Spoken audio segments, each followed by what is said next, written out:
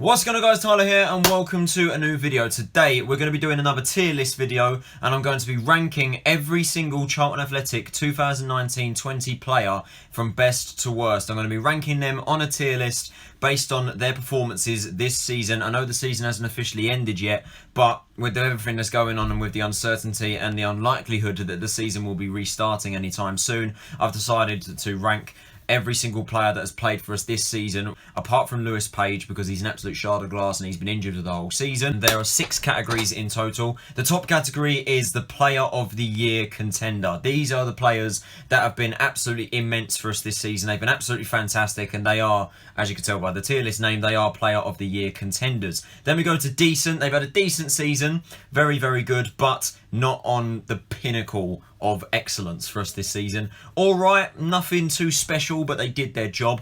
Inconsistent players that just were good one week and then bad the next, as the definition of inconsistent is. Then we have lacked game time, players that just lacked game time for whatever reason, whether that be we didn't get to see them as much due to other players in the squad, whether that be youth academy graduate who had to come in for the injury crisis that we had. And the bottom category is just poor. These players were just absolutely shocking at the bottom of the pile and probably should never play in the Championship again after this season. So like I did for the January transfer window tier list earlier on in the season, I'm going to be going through the squad in alphabetical order and we're going to kickstart off things like last time with Aidan Magee. And as you can see on your screen, Matthews for me, Player of the Year contender. He came to the club having missed the entirety of pre-season and the first 2 months of the season.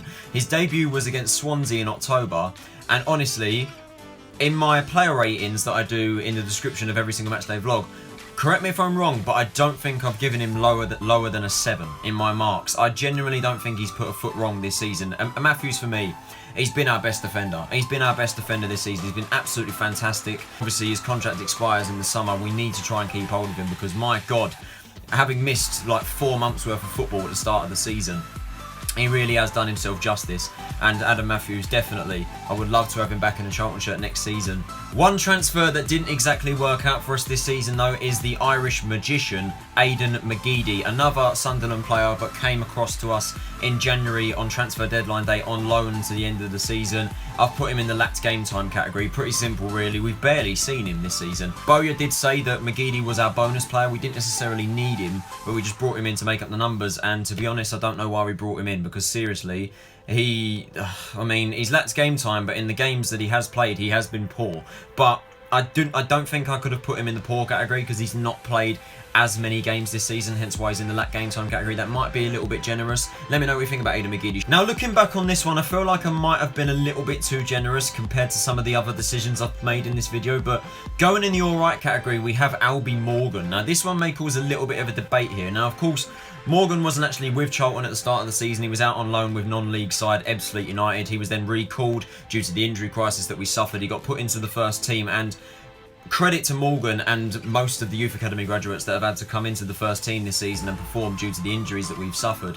Morgan really stepped up and really performed well on some occasions. Some occasions he did show his inexperience and his inexperienced side of his game, but overall he was alright, and I do think that he did perform admirably, but I feel like I might have been a little bit too generous for him. I probably should have put him in the lacked game time because overall he hasn't played all too many games this season, but I think for the games that he has played, he's been alright. And joining Albie in the alright category, we have Andre Green, the Aston Villa winger who came to us on the 2nd of January. He spent the first half of the season with Preston, but played like 5 times and got 1 goal. Like, he was really struggling.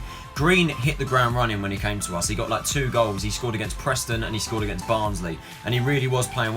Recently, though, in the last couple of games, in particular against Blackburn and against Luton and Middlesbrough, he was quite under par. He wasn't brilliant. I think for me, Andre's on the cusp of alright and inconsistent, but I put him in the alright category. But I feel like that I'm thinking about it, slightly edging towards inconsistent. But Ben Amos lacked game time. Can't really say much about him, really. I'm probably not going to say too much about him, really. He's not played a single minute of Championship football this season. He's been second best to Dylan Phillips. Joining him in the lacked game time category, we have another Ben, and that is Ben Dempsey. Same thing with Albie Morgan, really. Youth Academy graduate, had to come into the first team due to the injury crisis that we suffered. Vastly inexperienced. I didn't even play League One football last season, didn't even break into our team in League One last year. Had to come into the Championship, and you could see his inexperience. He actually nearly scored, to be fair, against Derby, I believe it was. All in all, Dempsey weren't spectacular, if I'm being honest, and I've lobbed him in the That's Game Time category. And now we have the first player entering the poor category, and that is Ben Purrington. Now, if you've watched my channel for some time, you will know that I'm not the biggest fan of Ben Purrington. Purrington had a lot of hype around him coming into the season, of course scoring the equaliser at Wembley and then scoring the first goal of this season against Blackburn to put us 1-0 up, and he was hyped about a lot. But this season though, for a player that has had a lot of hyped about him, he really has not delivered in the slightest. In my opinion, I think he's been absolutely shocking this season, to be honest. There's been countless amount of games where I can pinpoint where literally he may as well have not been on the pitch and we'd have performed the exact same, if not better. Stray passes here and there, caught out in possession, and yet I don't understand how he scored 2 goals this season. It's absolutely ridiculous. But for me, stray passes, poor touches, terrible defensive stats. In my opinion, nowhere near a Championship player. But there has been one Youth Academy graduate that has been a shining light for us this season, and of course that is Alfie Doughty. He is in the decent category. What a player we have just discovered. What a player. Was out alone at the start of the season with Bromley, and he did quite well with Bromley actually. He scored, what was it, like 2 goals and 3 assists or something like that. He came into the first team. His first appearance was against Sheffield Wednesday, I believe. No, Cardiff, that was it. His first appearance was against Cardiff, and honestly, he was insane. Blistering pace down the left-hand side, taking on players, swinging balls into the box. Very, very impressive young talent, and graduated into first-team colours not too long after. He's also bagged 1 goal to his name against Bristol City. That goal actually won us the game as well and ended our 11-game winless run at the time. But Doughty, he's been absolutely fantastic. Maybe Doughty potentially could have been within a shoe-in for Player of the Year contender. Maybe I'm being a little bit too harsh on it. Yeah, this one's going to cause a little bit of debate as well, but the first player going in the inconsistent category is Brighton and Hove Albion midfielder Beram Kayal. Now, people are going to be debating with this one, saying I'm being very generous here. People may say, oh, he's been shocking this season, but hear me out with this one. For me personally, I actually think that in some cases this season, he actually played well. He wasn't awful, but he wasn't great to the extent where he's actually making an impact on this game and he's actually getting us off our feet and going, wow, this guy's actually something, because he never actually showed that. But there were occasions this season, in particular against Bristol City at Ashton Gate, I felt he played very well in that game. There were times where he played quite poorly as well, and for me, I felt he was quite an inconsistent player this season. Some people may say a little bit too generous there. One-man club Chris Solly, in my opinion, he's completely lost the plot now at Charlton. I think he's completely past it. He's going straight in the poor category. We've barely seen the geezer this season, to be honest, because he's been second best to Adam Matthews. He's been absolutely shocking. He's been absolutely awful. For me, he's just past it at this point, and I just think that, well, we know he's not going to leave. We know he's not going to leave, obviously, because he's one man, Mr. Charlton. But yeah, for me, Solly's past it at this point, and to be honest, he's been absolutely shocking for us this season. And joining him in the poor category, Chuks Aneke. Aneke, when he came to the club, I actually had a lot of optimism, of course. Came across from MK Dons, scoring 19 goals in League Two, I think, for that season. Obviously, built like a powerhouse, an absolute unit up front. No one's going to body him off the ball. And we saw that at the start of the season, of course. He did score against Stoke in the first home game of the season. And he actually had a promising start. I was really looking forward to seeing what Chuks could do. And then at some point, at midway through the season, he just shut down. I don't know what happened. He just all of a sudden lost mobility in his legs. He just stopped moving. He couldn't win a single header in the air. He couldn't run. I don't know what was going on. He kept getting tackled, kept losing the ball, and I don't know what happened to him. And Aneke, for me, shocking. Absolutely awful this season. Nowhere near Championship standard player. But on a much more brighter note though, we have the second player entering the Player of the Year contender, and this one grinds my gears because he's not here anymore. I of course refer to the Chelsea wonder kid Conor Gallagher. Of course no longer playing for us, of course now playing for Swansea after Chelsea recalled him. Still not over that at all. But yeah, Gallagher for me, absolutely immense, absolutely fantastic. I would even go as far as saying, as at the time he was playing for us, I would go as far as saying he was our best player. Genuinely would go as far as saying that. 19 years of age, Chelsea Academy Player of the Year last year, never played a senior minute of football in his career before this season, and he went on to grab, what was it, 5 or 6 goals? I think it was 6 goals for us and 3 or 4 assists or something like that. He was absolutely fantastic, and to see him go was just absolutely devastating. And Gallagher, for me, without a doubt, Player of the Year contender. And joining him in this list is potentially one of the most, if not the most underrated player in this entire league. Going into this season, no one expected this guy to be any good for us, and he has just shut us all up and proved everybody wrong in the Championship. I, of course, refer to Deron Pratley, the 34-year-old midfielder, unsung hero, and this season he's taken that form. He's commanded that midfield on so many different occasions, and so many people in the Championship underrated him as well. People were thinking like, oh, he's not going to be good enough for Championship football anymore, and honestly, he's proven everybody wrong. What a steal from Bolton 2 years ago, and he's recently extended his contract to keep him at the club until the end of next season, I believe, or maybe even the season later, 2021-22 or something like that. But yeah, Pratley for me, Player of the Year contender, and with the current squad, I would consider either him or Dylan Phillips for Player of the Year this season. Very close between the two, but probably is one of our worst performers of the season.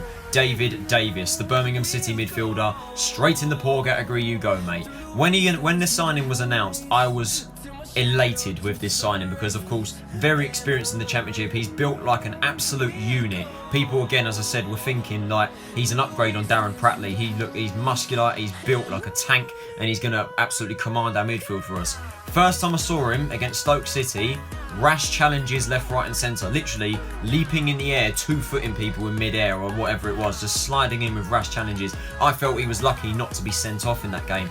Next game later against Blackburn, did the same thing, rash challenges, possession he was absolutely terrible, clearances were poor. Honestly, David Davis genuinely looks like a League 2 player, genuinely absolutely awful for us this season.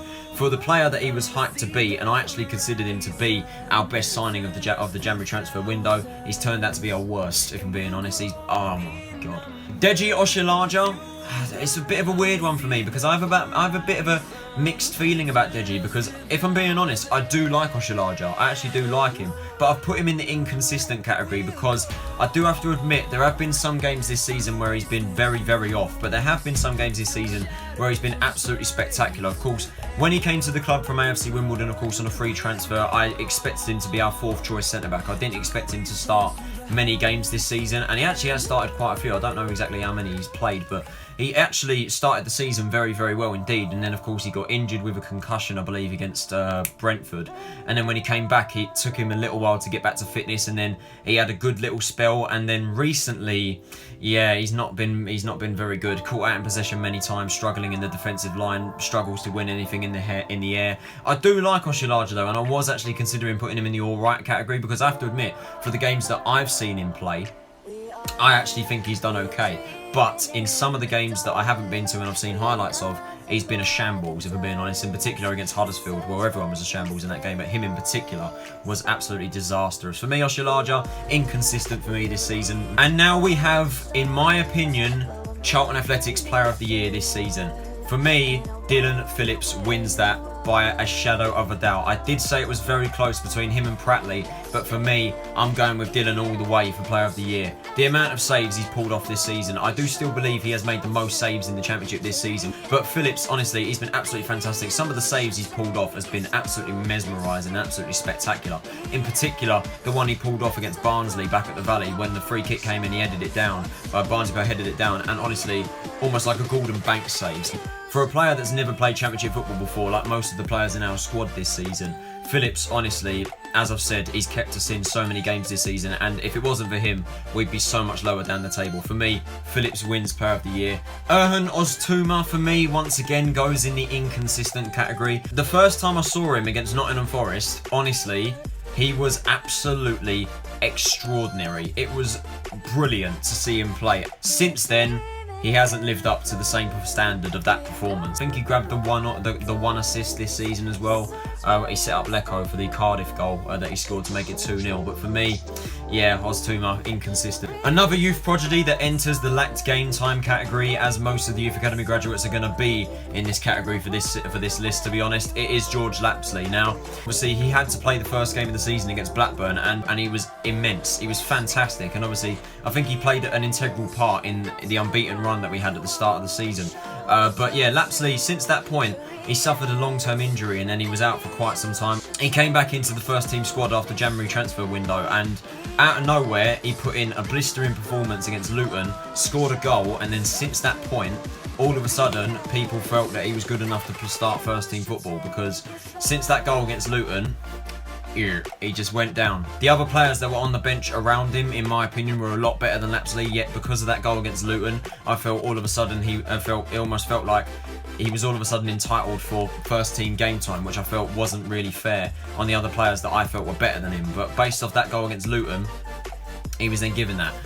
Given the chance to start in 11, which I think wasn't right. But all in all, he did lack the game time. He's not really been as integral part of the side as probably I would have hoped, because I did hope that Lapsley would get more game time than he did get.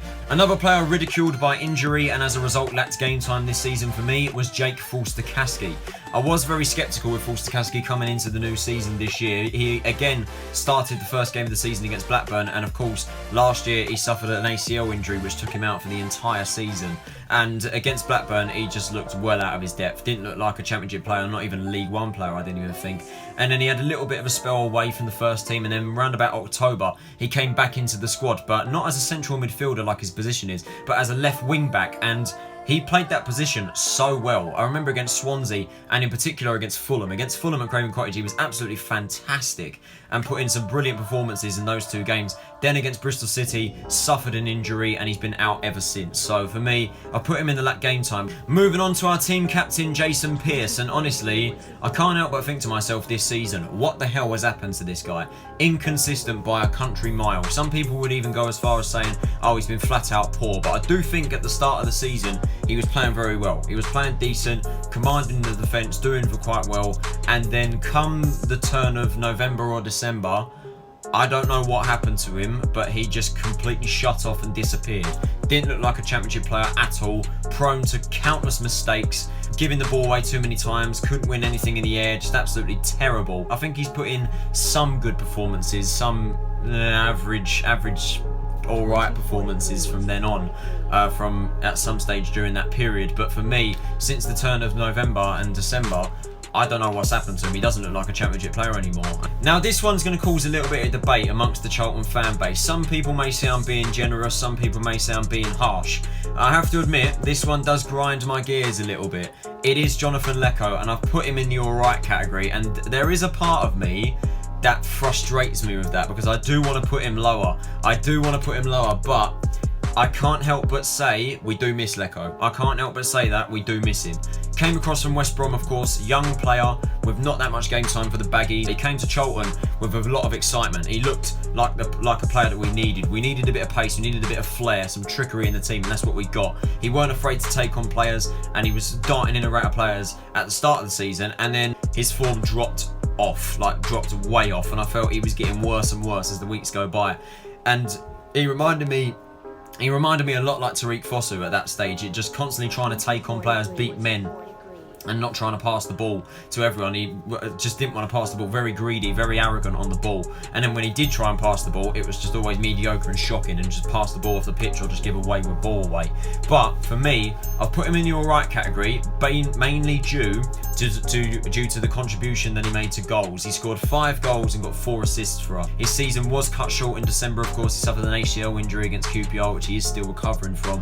He did frustrate me an awful amount of times this season, but for me, he's alright. The Welsh magician, Johnny Williams, goes in the decent category for me. He would have been in the Player of the Year contender if he didn't keep getting injured all the time. Came into this season, bagged 5 assists before he suffered his knee injury round about October. Returned to the side back in January. He's been struggling here and there. He picked up another knock around about January, February time, then returned to the squad. But Williams, for me, definitely decent this season. The same can also be said for West Ham loanee and Irish international Josh Cullen. He has shown some decent performances, commanding the midfield alongside Conor Gallagher. His vision and passing is absolutely fantastic, moving the ball around inside. Of course, did score a penalty this season as well against West Brom to equalise to make it 2-2 at the Hawthorns. He's been very good for us this season. Will Cullen return to Charlton from his loan spell? Not too sure really, but I do hope that he does, because I think for the most part he's been decent. Josh Davison, don't really need to go into too much depth with him really. Lacked game time, another youth player that had to come into the side, but full credit to Davison. Scored a goal, of course, against West Brom at the Valley. Full credit to him. I actually do think, for me personally, alongside Alfie Doughty and Albie Morgan. He was probably one of the most impressive youth academy players that had to come into the squad this season. Davison gave it his all, gave 110% always when he stepped on the pitch, like all the youth academy players did. Keep your eye on him. I don't think I really need to explain myself with this one. Lyle Taylor, Player of the Year contender for me. Our top scorer in the championship so far with 11 goals this season. And if you think about it, he's not even played all that many games because, of course, if you remember, he did suffer a lengthy injury, lengthy spell on the sidelines. Of course, in the month of August, what was it? He scored 5 goals in 6 games. He was on an absolute roll. And then he got injured whilst playing for Montserrat, suffered a lengthy long knee injury, came back into the side in December, has scored another 6 goals during that time. Don't really need to justify it anymore. Another choice that I don't really need to justify with an explanation for the top of the category, Player of the Year contender, Callum Bond.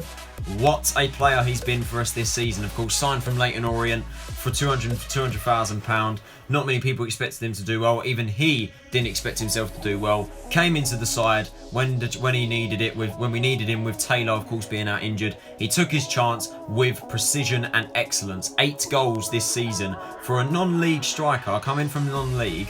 That is astonishing. That is absolutely astonishing, and full credit to Callum Bond. He's been absolutely spectacular for us this season. Yeah, why the hell did we sign this geezer? Genuinely, why the hell did we sign him?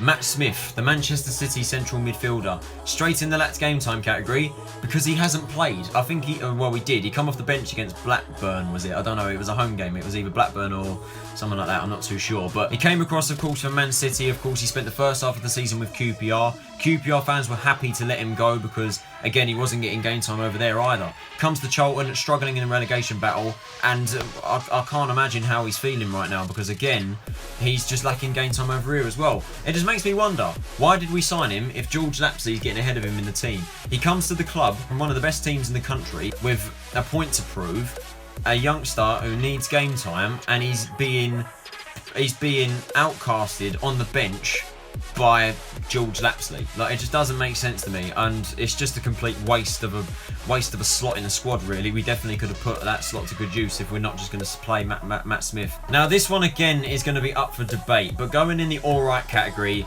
Naby Sarr. At the start of the season, he started off very well. I can admit that to myself. He started off very well, and like Jason Pearce, come the turn of November and December, in that period, he was an absolute disaster. He was terrible. Responsible for both of the goals that we conceded against Millwall. He just lacked confidence. I don't know what happened to him. He just literally turned into the same League One player like 2016, 2017, 18-esque Naby Sarr that we saw, who just lacked confidence and was just stupid. From the turn of the new year, like last season, he was fantastic. He's been absolutely brilliant. He's bagged, what is it, 3 goals this season? 4 goals maybe? I don't know. It's like 3 goals and 4 assists, or is it the other way around? I don't know. And this is saying something. We do miss him. We do miss him. He has been out injured recently, but we do miss him. He is prone to a Naby moment. He is prone to that. But for me, he's not decent. He's not Player of the Year contender, but he's not inconsistent or poor. For me, he's all right. This one, again, I do feel sorry for this individual. Sam Field, of course, the other West Brom player who came across from the Baggies alongside Jonathan Lecco. Left-footed, got a sharp left foot on him. He knows how to pass the ball, move the ball around the place. When he was playing, he looked like an impressive player. He did look like a very, very decent player. And then, of course, like Jake Stankowski against Bristol City, he suffered an injury, and we hadn't seen him ever since then, unfortunately. Then the day before he was supposed to come back to us from West Brom, he got his stud stuck in the floor, retwisted his knee, and then was back out injured again. And he, of course, has been sent back to West Brom now, and I feel really sorry for him. He goes in the lax game time category, hasn't played as much game time as I would have hoped, but in the games that he did play, he did look like a decent, promising player. And like Lecco, I really do hope he's going to come back to us. Tom Lockyer, very, very decent for us this season. He's quite quick. He can win headers, and I honestly don't know how he's not grabbed the goal this season. Of course, he came very close to scoring against Leeds, but that goal was credited to Callum Bond. He did score against West Bromwich Albion. It went down as a Sam Johnston own goal, which I felt was unfair. Some of the tackles he's pulled off is honestly unreal. I remember that tackle he pulled off against Lewis Grabban against Nottingham Forest. Grabban got put through. Lockyer was standing behind him and literally swiped the ball from behind him, literally from in between his legs, just swiped the ball away for a throw or a corner, wherever it was. But Lockyer, some of the tackles he's pulled off has been absolutely fantastic. It has to be said, we're finishing off in quite negative fashion.